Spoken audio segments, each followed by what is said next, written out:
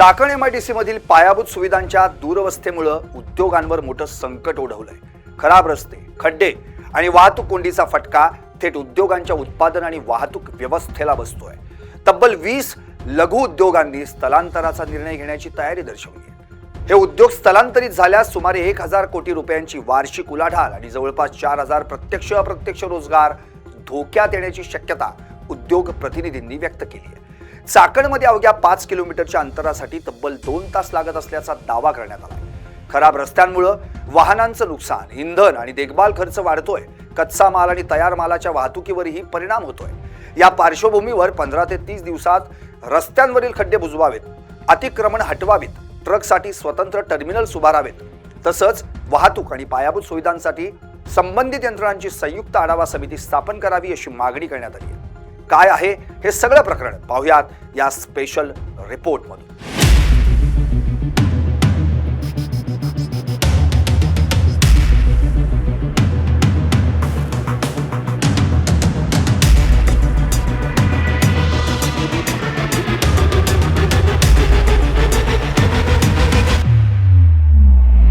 Company 3 दिवस बंद ठेवलेली। चाकणमध्येच राहणारे ऑपरेटर त्यांना कंपनीत यायला 5 तास लागत होते। 5 तास लागत होते।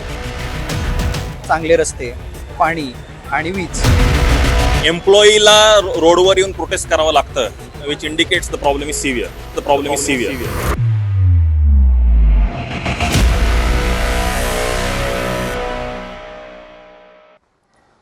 महाराष्ट्राला औद्योगिकदृष्ट्या सक्षम बनवण्यासाठी एक सुवर्ण स्वप्न पाहिलं गेलं होतं आणि या स्वप्नाची मुळं रवली गेली ती पुण्यातील उत्तर भागात असणाऱ्या चाकणमध्ये। सुरुवात झाली चाकण एमआयडीसीच्या स्थापनेपासून त्याच्या विस्तारापर्यंत। ज्यावेळी चाकण एमआयडीसीचा जो प्रस्ताव आहे तो सादर झाला, तो या ठिकाणी त्या कामाला सुरुवात झाली, त्यावेळी अवघ्या फेज 1 पासून सुरुवात केलेला हा चाकण एमआयडीसी प्रकल्प आज फेज 5 खेडशेत झोन इथपर्यंत जाऊन पोहोचल्याचं आपल्याला पाहायला मिळतं। या संपूर्ण पंचतारांकित एमआयडीसीची चर्चा जी आहे ती संपूर्ण भारतभरात असल्याचं आपल्याला पाहायला मिळतं। अनेक जागतिक कंपन्या आपले उद्योग या ठिकाणी स्थापन करण्यासाठी जे आहे ते प्रयत्न करताना पाहायला मिळतात। मात्र गेल्या 4 ते 5 वर्षापासून या संपूर्ण चाकण परिसराचं चित्र जे आहे ते बदलल्याचं आपल्याला पाहायला मिळतं।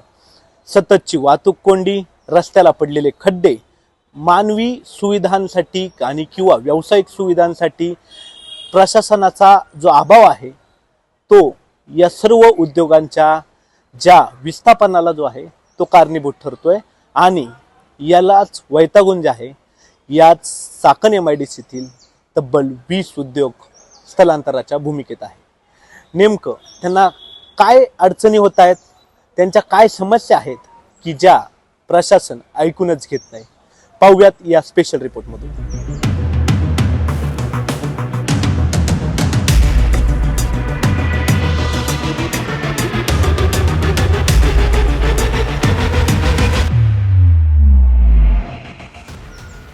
या संपूर्ण उद्योगांना नेमक्या काय काय अडचणी येतात, त्यांच्या पुढे काय आव्हानं आहेत, याचाच आढावा जो आहे तो आपण या रिपोर्टमधून घेतोय।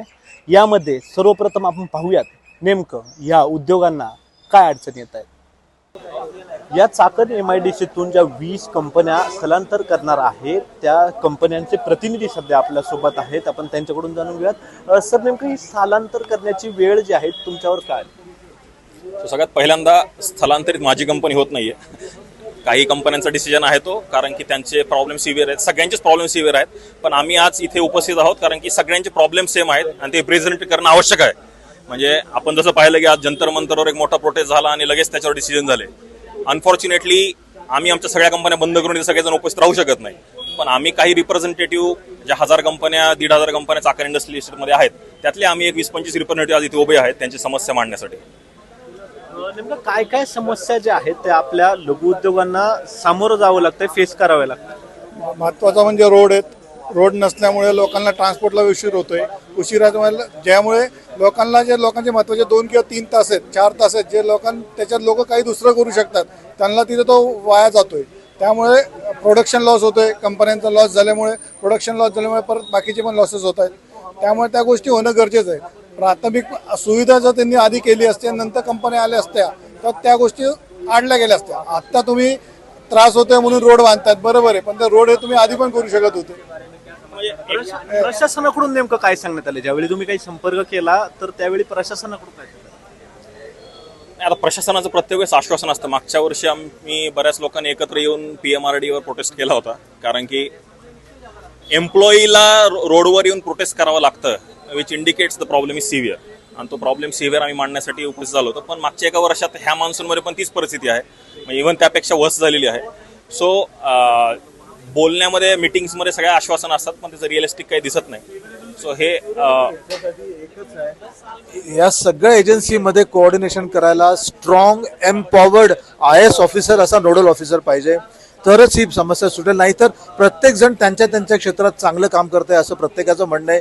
ग्राउंड रियालिटी आज आम्ही इथं आलेलो आहोत. तर एकंदरीत आकडेवारीमध्ये बोलायचं झालं तर साधारण या 20 कंपन्यांचा जो रेव्हेन्यू आहे तो किती रुपयांनी बुडणार आहे? सर मी तुम्हाला तो आता सांगू शकत नाही, कारण त्या 20 कंपनी जे चालले तेच तुम्हाला प्रॉपर सांगू शकतात. पण रेव्हेन्यू तर लॉस होतोच आहे ना. रेव्हेन्यू लॉस झाल्याशिवाय त्यांनी डिसिजन घेतला नसेल ना की ते स्थलांतर होतं. रेव्हेन्यू लॉस झाला म्हणून तर ते चालले सर. आता तुम्ही फक्त कंपन्यांचा लॉस बघतायत, त्याच्या मागे मॅन पॉवर लॉस किती झाला. जे लोक जे कंपन्या ट्रान्सफर होणार आहेत ती जी लोक तिथे काम करतात आज करत असतील त्यांचं पण ते पण शेवटी त्यांचीही नोकरी जाणारच आहे ना. एम्प्लॉईची सेफ्टीचा प्रॉब्लेम आहे, बाकीच्या गोष्टी आहेत. म्हणजे एम्प्लॉई बाईकवर येतात ऑफिसला, आणि ज्या पद्धतीने कंजेशन्स होत आहे, ज्या पद्धतीने हेवी ट्रॅफिक लोड आहे, रस्ते कमी पडत आहेत आणि ऍक्सिडेंट्स होत आहेत, तर हे हा फक्त प्रोडक्शन लॉस, फायनान्शियल लॉसच्या पुढे म्हणजे ह्युमन लॉस पर्यंत गेलेला आहे इश्यू.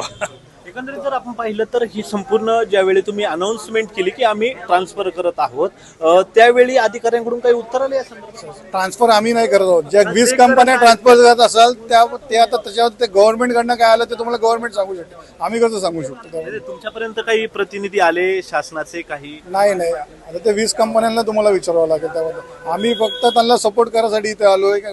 आमच्या कंपनीवर ती परिस्थिती येऊ नये. साधारण किती दिवसाचा अल्टिमेटम असेल या संपूर्ण याच्यासाठी प्रशासनाला? नाही, अल्टिमेटम काय, खरं तर हे काल व्हायला पाहिजे, ज्याच्याकरता आपण आज आलोय. हे खरं आधी व्हायला पाहिजे होतं. कारण काय, आमच्या कंपनीमध्ये समोर एक अपघात झाला, त्याच्यामध्ये एक नाहक बळी गेला, एक महिलेचा बळी गेला त्याच्यामध्ये. का तर अशीच रस्त्यांची दुरावस्था, खड्डे, आमच्या इकडे मोठ्या मोठ्या वाहनांची ये जा असते, ट्रेलर असतात, पण रस्ते इतके कमकुवत आहेत की ते रस्त्याचा लोडच घेत नाही. प्रशासनाचं कोऑर्डिनेशन नाही, PMRD असेल किंवा MIDC प्रशासन असेल किंवा PWD असेल, राज्य महामार्ग आणि केंद्रीय महामार्ग यांचं कोऑर्डिनेशन नाही, म्हणून हा त्रास होतोय. हो, त्यासाठीच आम्ही म्हणतोय की एक IAS ऑफिसर निवडा तुम्ही, तो नोडल ऑफिसर निवडा जो सगळ्यांना बघेल कॉमन आणि तो त्याप्रमाणे रिॲक्ट करेल. प्रत्येक कंपनीचा प्रॉब्लेम तो ऐकून गेला आणि त्याप्रमाणे करेल. FDA साफ केल्यानंतर आता तुकाराम मुंडेला इकडे ट्रान्सफर करा. तुकाराम मुंडेंची गरज MIDC ला सर्वात जास्त गरज इथं आहे मुंडे साहेबांची. उद्योग राहिला तर संपन्नता येईल आणि उद्योगच नाही राहिला तर मग काय संपन्नता राहील? मुख्यमंत्र्यांनी देखील बोलताना सांगितलं की या संपूर्ण प्रकरणाची दखल जी आहे ती गांभीर्याने घेतली जाईल आणि लवकरच जे उद्योजकांचे प्रश्न आहेत ते देखील सोडवू.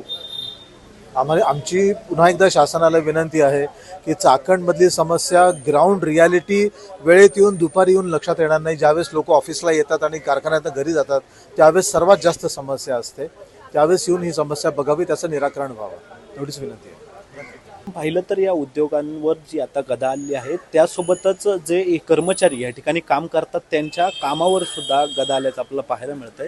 नेमकं किती नुकसान कामगारांचं या संपूर्ण प्रक्रियेत होणार आहे?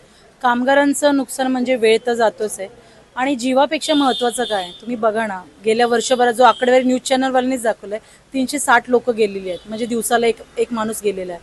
आता 2 दिवसापूर्वी एक सिक्युरिटी ऑफिसर स्कोडा कंपनीत काम करत होती, 2 दिवसापूर्वी ह्या खड्ड्यांमुळे गेलेली आहे. याच्या व्यतिरिक्त अजून काय, म्हणजे लोक कमवण्यासाठी तिथं जातात आहे, आपलं पोट भरण्यासाठी तिथं चाकणमध्ये जातात आहे आणि स्वतःच्या लोकांच्या जीवावर बेतते.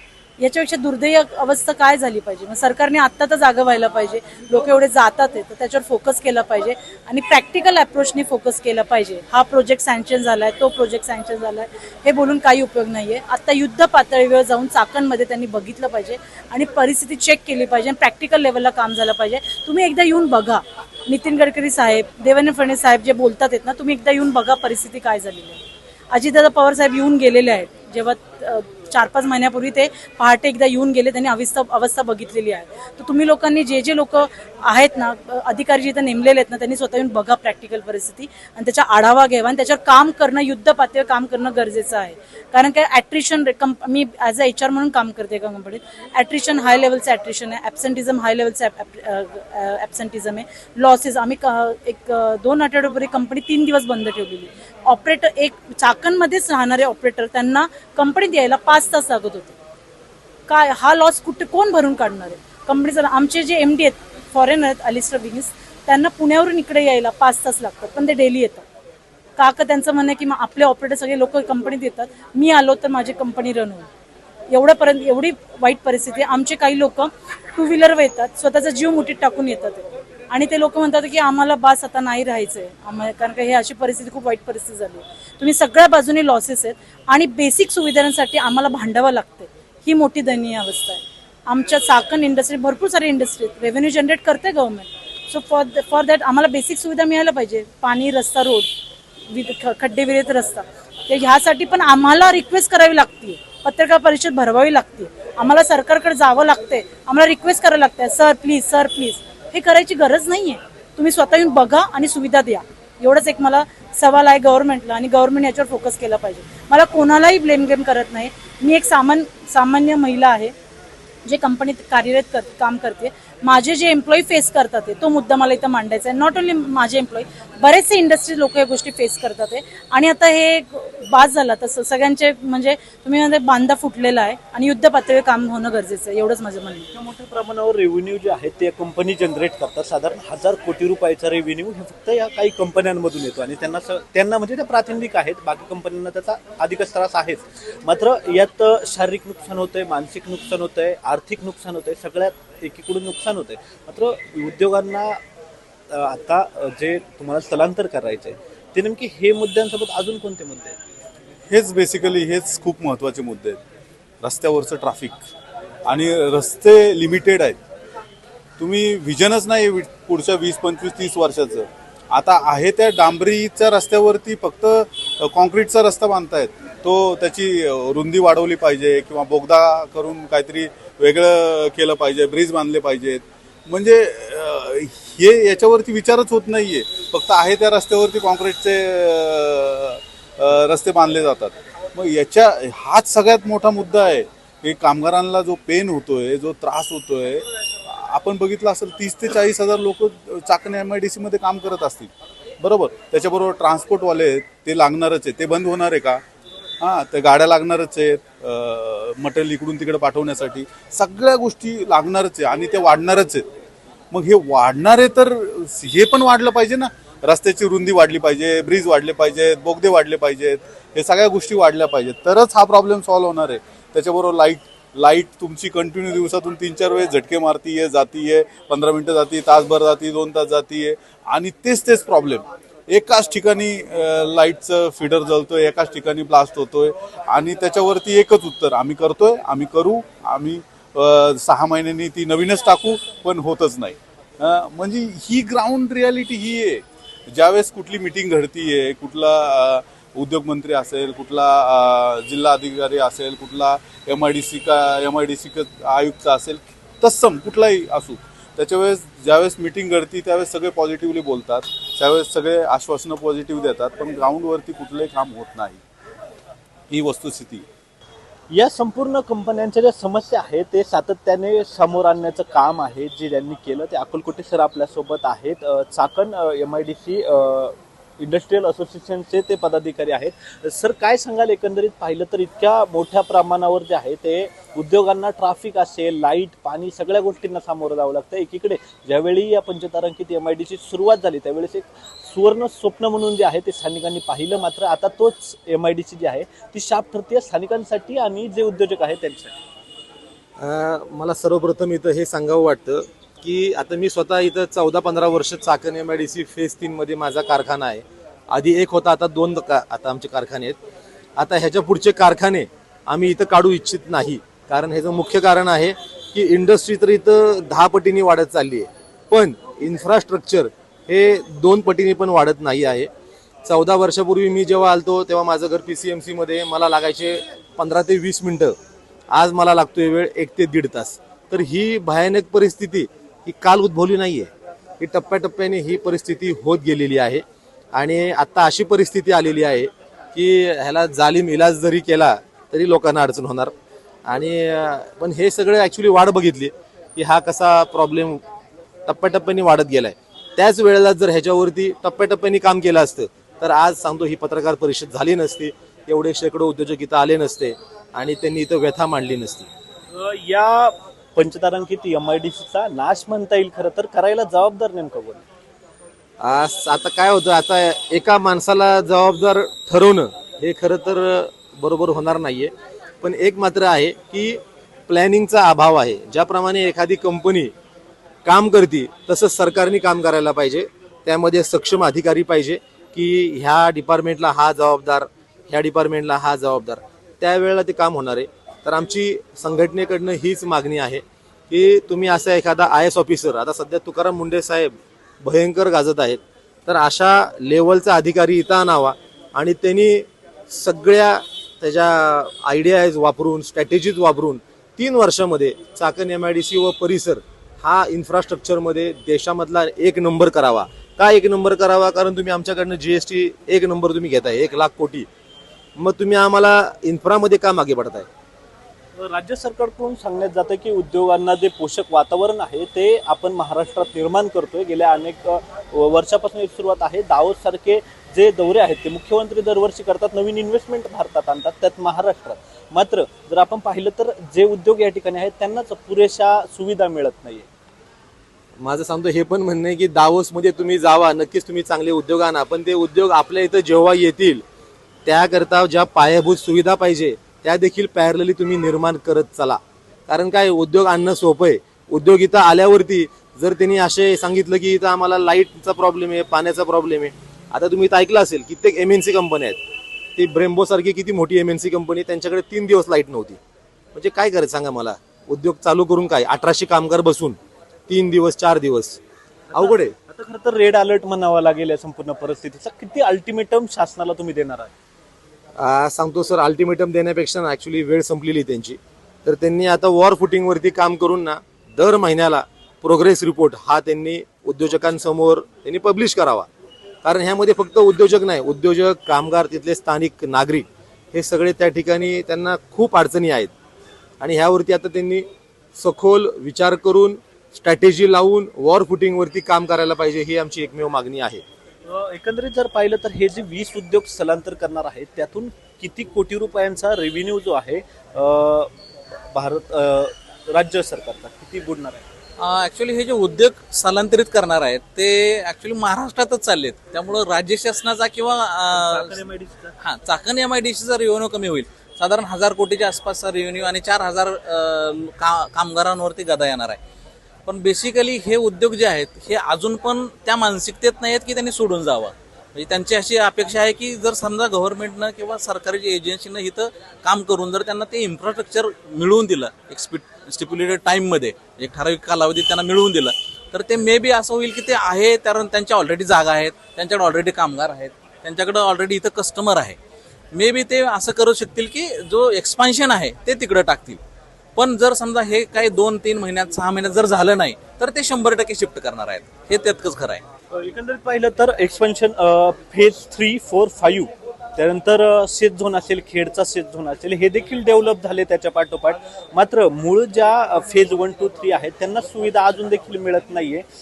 कुठेतरी शासनाची दिरंगाई किंवा गोष्टी कानावर टाकण्याचा हा प्रकार जाणवतो.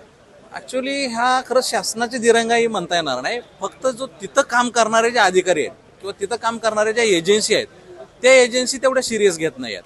कारण 2015मध्ये ज्यावेळेस आम्ही त्या ठिकाणी कंपनी टाकली तर त्यावेळेस हे इन्फ्रास्ट्रक्चर चांगलं होतं. पण आता कंपन्यांचा यायचा जो ओघ आहे तो प्रमाण वाढलेला आहे चाकणमध्ये, पण त्या प्रमाणात होणारं इन्फ्रास्ट्रक्चर आहे ते कमी पडत आहे. सर MIDCचे फेज 1, 2, 3 आधी होते, नंतर 4, 5 झाले, त्यानंतर शेत झोन झाला, खेडचा सुद्धा शेत झोन जो आहे इंडस्ट्रियल तो झाला, दावडी लिमगावचा जो परिसर आहे त्या भागात. मात्र जर असं पाहिलं तर एका बाजूला एक्सपांडेशन होतंय संपूर्ण MIDC, मात्र मूळ समस्यांना जे आहे ते तुम्हाला अजूनही सामोरं जावंसं लागतंय. तर त्याबद्दल नेमकं काय वाटतं? MIDC सांगतो ना, फेज 1, 2, 3, 4 आता 5वी पण पडलेली आहे लॉजिस्टिकची, आणि मला वाटतं सांगतो 6वी पण पडेल. आणि सांगतो जशी चाकण वाढत चालली ना, चाकणला लागून तळेगाव पण आहे, तिथं देखील फेज 1, 2, 3, 4 आहे. तर जी आत्ताची चाकण आहे ती उद्याची तळेगाव 100% असणार आहे, कारण ती देखील भयंकर वाढत चाललेली आहे. आणि चहूबाजूनी म्हणजे मला वाटतं जर आपण चाकण सेंटर धरला तर एक 40-50 किलोमीटरच्या रेडियसवरती अनेक हजारो कंपन्या आहेत, पण त्या मानाने विकास होत नाही ना, कारण तो उदासीन आहे. तर ह्याकरता त्यांनी जे जे काही करायला पाहिजे इन्फ्रावरती ते होत नाहीये. एकंदरीत एक शेवटचा प्रश्न की गेल्या काही वर्षापूर्वी आपण पाहिलं वेदांत फॉक्सॉन सारखा जो प्रकल्प आहे तो चाकण तळेगाव भागातून गेला. असे जर प्रकल्प जात राहिले तर खूप मोठ्या प्रमाणात नुकसान जे आहे ते उद्योजकांचं होणार आहे, त्यातून स्थानिक लोकांचं देखील मोठं नुकसान होणार आहे. सांगतो मी ते जरा ॲक्च्युली वेगळी भूमिका मांडतो. चाकण MIDC आणि सगळं सांगतो पुणे जिल्हा हा ॲक्च्युली ओव्हरफ्लो झालेला आहे. तर जे एक्झिस्टिंग कंपन्या आहेत ना, त्यांना जरी तुम्ही न्याय दिला इन्फ्राच्या बाबतीत, तरी सांगतो आपण पुढील 25 वर्षच आपण 1 नंबर असणार आहे. पुणे जिल्हा राज्यामध्ये आणि राज्य देशामध्ये 1 नंबर असणार आहे. तर नवीन कंपन्या तर ठीक आहे, आज पण चाकण MIDC व परिसरामध्ये तिथं आमच्या कंपन्या आहेत. दर महिन्याला 100 तरी नवीन इंडस्ट्रियल शेड तयार होतात. त्यांना MNC कंपनी भाडे करून मिळते, हजारो लोकांना रोजगार मिळतो. हे सगळे प्रॉब्लेम असताना सुद्धा तर तुम्ही विचार करा, ज्या वेळेला हे प्रॉब्लेम सगळे सॉल्व्ह होतील आपण सर कुठे जाऊ, फार मोठी प्रगती होईल. भारतातील मोजक्या आणि पंचतारांकित MIDC पैकी असणारी ही MIDC चाकणमध्ये आहे. आणि या चाकण MIDC मध्ये जे आहे ते उद्योजकांना अशा स्वरूपाच्या अडचणींना सामोरं जावं लागतं. अगदी ज्या कंपनीचे लेबर त्यांची संख्या 2-2 हजारामध्ये आहे, इतक्या मोठ्या प्रमाणावर लेबर या ठिकाणी काम करतात, तरीही त्यांना पायाभूत सुविधा ज्या आहे गेल्या 25 वर्षापासून मिळत नाही. आणि गेल्या 4 वर्षापासून या समस्या ज्या आहेत त्या दृढ झाल्याचं आपल्याला पाहायला मिळतं. त्यामुळे या संपूर्ण कंपनी प्रशासन जे आहे ते आता ह्या संपूर्ण प्रक्रियेवर नाराज होऊन आपले जे प्लांट आहेत ते दुसरीकडे शिफ्ट करण्याच्या विचारात आहे. आता यात सर्वात महत्त्वाची भूमिका कोणाची, तर ही चाकण MIDC ज्यांच्या शेतात रुजली, ज्यांच्या जमिनी या MIDC साठी गेल्या, त्या भूमिपुत्रांचं नेमकं काय म्हणणं आहे पाहूयात. काय सांगाल? खरं तर एक MIDCचं स्वप्न जे आहे ते सातत्याने पाहिलं गेलं, ते पूर्णत्वास गेलं. 5 फेजमध्ये आता ही MIDC सक्रिय आहे, मात्र जे उद्योग या ठिकाणी आहेत त्यांना पायाभूत सुविधा मिळत नाही. आता ते सोडून जायच्या तयारीत आहे. भूमिपुत्र म्हणून नेमकं काय वाटतं? आपण लहानपणी शिकलेलो आहे की प्रत्येक व्यक्तीच्या मूलभूत गरजा असतात आणि त्या मूलभूत गरजा पूर्ण करण्यासाठी माणूस आयुष्यभर काम करत असतो.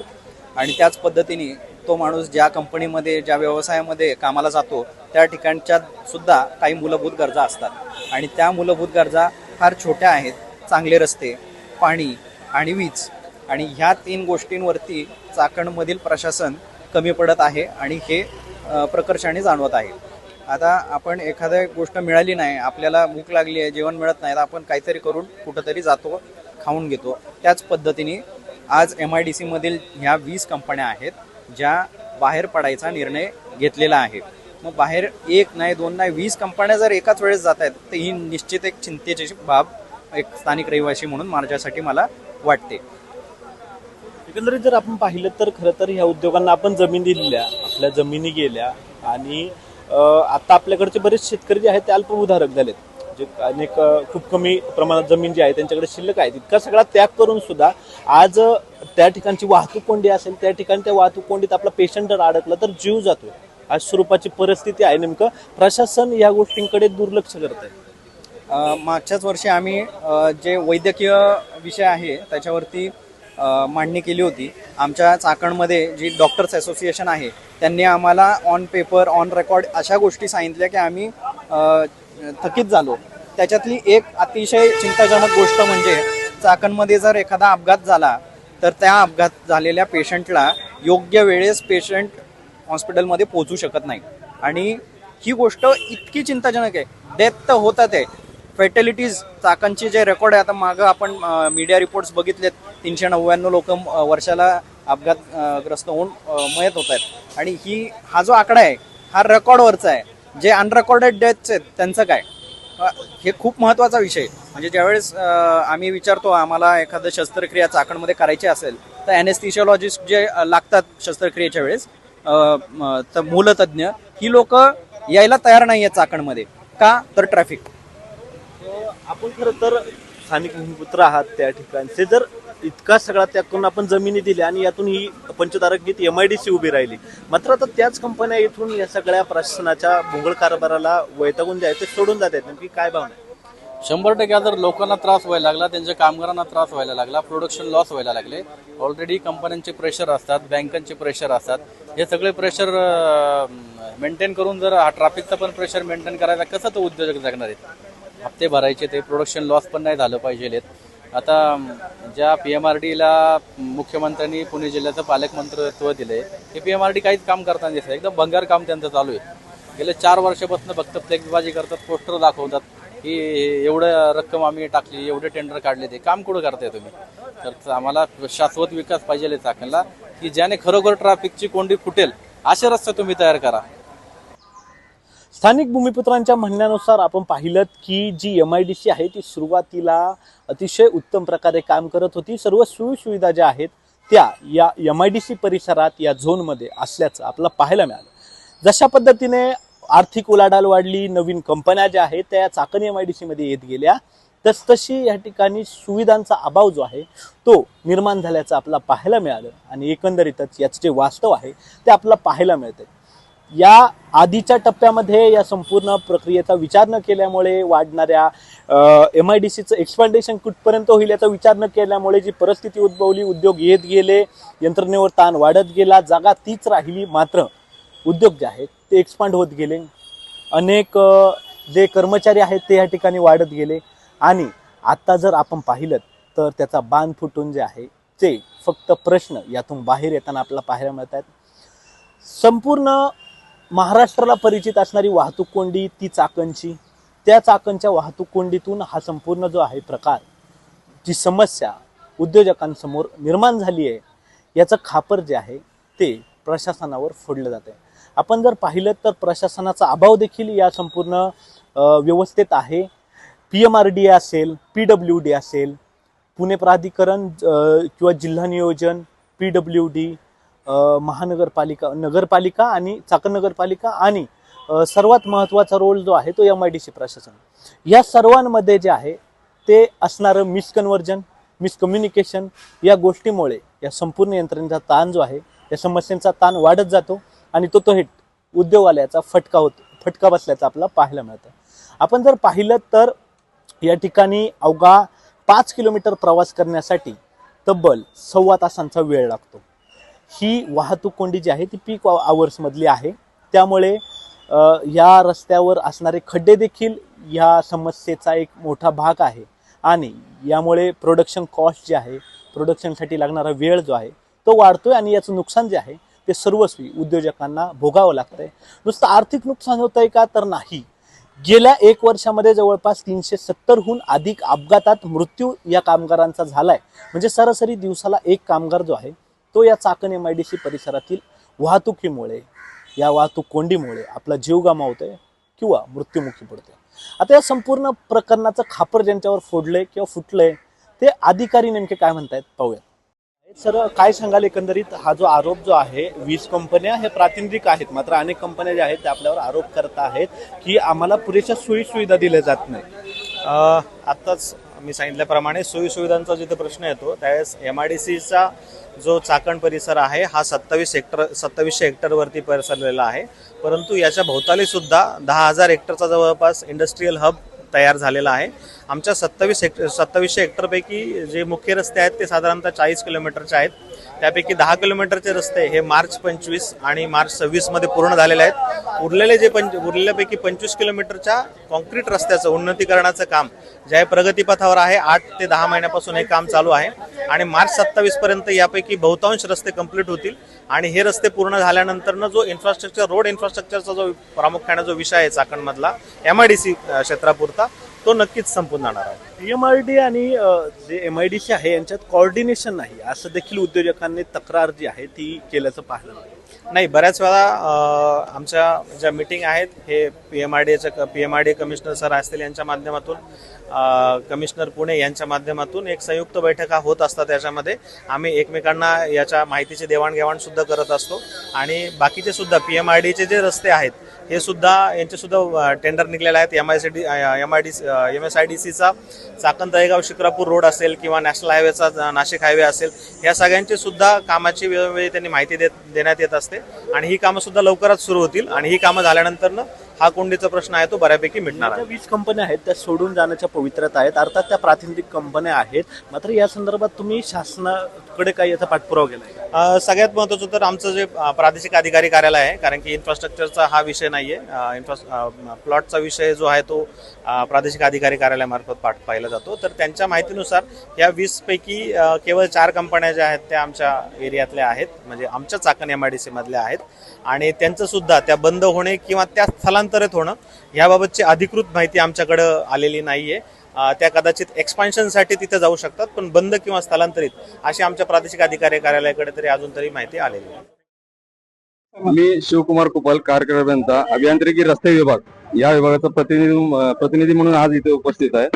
तर PMRD अंतर्गत रस्ते विभागाकडून चाकणची औद्योगिक वाहतूक कोंडी टाळण्यासाठी एकूण 7 कामांना 100 कोटीची प्रशासकीय मान्यता असून सदर कामाचं वर्क ऑर्डर 27/2/2026 रोजी झालेला आहे. सदर 7 कामं वर्क इन प्रोग्रेस असून सदरची कामे फेब्रुवारी 27 अखेर पूर्ण करण्याचे नियोजन आहे. त्या पद्धतीने आम्ही पूर्ण करीत आहोत आणि चाकणची वाहतूक कोंडी टाळण्यासाठी सदरचे 7 कामं पूर्ण झाल्यानंतर वाहतूक कोंडी कमी व्हायचं सोल्युशन साध्य होईल. आणि दुसरे 4 कामांचं भूसंपादन प्रक्रिया चालू असून तर मागे जे भूसंपादन झालं होतं 4 कामांचं ते डीपी प्लॅन प्रमाणे झालं होतं. सदरचं डीपी रद्द झाल्यामुळे सध्या आम्ही ऑप्टिमल अलाइनमेंट केलेलं आहे. ऑप्टिमल अलाइनमेंट अंतिम स्थितीत असून त्या पद्धतीने ऑप्टिमल अलाइनमेंट फायनल झाल्यानंतर सदरचं भूसंपादन प्रक्रिया होईल. चुकीची माहिती जी आहे ती वरती देतात, त्यामुळे सगळा प्रॉब्लेम निर्माण होतो. लक्ष नाहीये, तुम्ही तुमची त्यांचं म्हणणं आहे की अधिकारी पैसे खातात, शेतकऱ्यांना मोबदला देत नाही, जमीन अधिग्रहण करताना, त्यामुळे हे सगळे प्रॉब्लेम निर्माण झाले. हे सर्व आरोप खोटे चुकीचे आहेत. त्यांनी जे आरोप केले तर रस्त्यांवर खड्डे पडले असं काय? आमचे PMRD अंतर्गत जे कामं वर्क इन प्रोग्रेस मध्ये आहेत, त्यामुळे खड्ड्यांचा प्रश्न येत नाही. सदरचे 7 कामं चालू आहेत, वर्क इन प्रोग्रेस मध्ये आहेत, खड्ड्यांचा प्रश्नच उद्भवत नाही. इश्यूज आहेत त्या लेवलला जातात. या कंपन्या म्हणतात की आम्हाला बाहेर पडायचंय. हा प्रॉब्लेम नेमका काय येतो? कारण वारंवार इन्फ्राच्या ऑफिस कामं चालू आहे की तुमच्या एजन्सी नाही.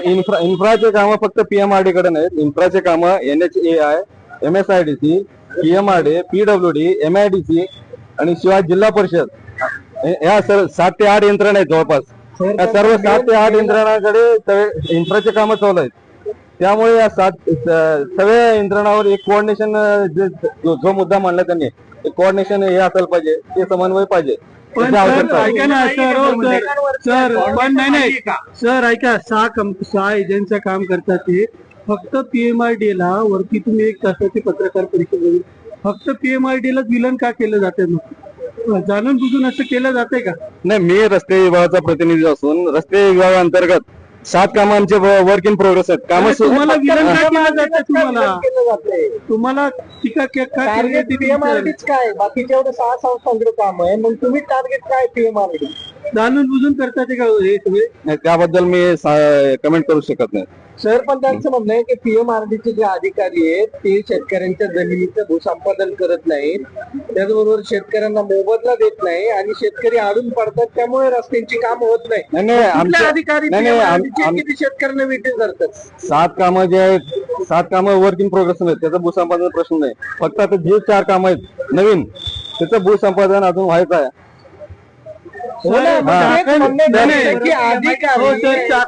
चाकणच्या वाहतूक कोंडीला जबाबदार कोणती यंत्रणा आहे? मला स्पष्ट सांगा. चाकणची वाहतूक कोंडी जे आहे मेजर, ते महत्वाचं ते MSIDC चा रस्ता आहे आणि NHAI चा रस्ता आहे. हे 2 मेजर जे प्रोजेक्ट आहेत ते पूर्ण व्हायला पाहिजे लोक.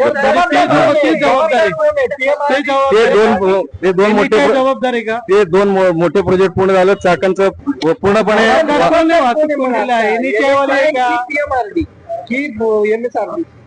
चाकणची जी वाहतूक कोंडी आहे मेन चौकातली, ते MSIDC आणि NHAI आहे, ते जबाबदार.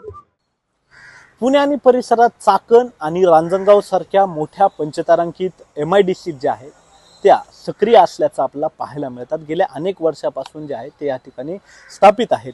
मात्र हा जो ट्रॅफिकचा मुद्दा आहे किंवा सोयीसुविधांचा मुद्दा आहे याचा अभाव जो आहे तो फक्त MIDC पुरताच मर्यादित नाही, तर पुण्याची ओळख असणारं IT कल्चर आणि IT हब म्हणून प्रसिद्ध असणारं हिंजवडी या संपूर्ण परिसराला देखील ट्रॅफिकने वेढल्याचं आपल्याला पाहायला मिळतंय. आणि याकडे प्रशासन जे आहे नेमकी का ही भूमिका घेतंय, डोळे झाकपणा का करतंय हे अजूनही समजलेलं नाही.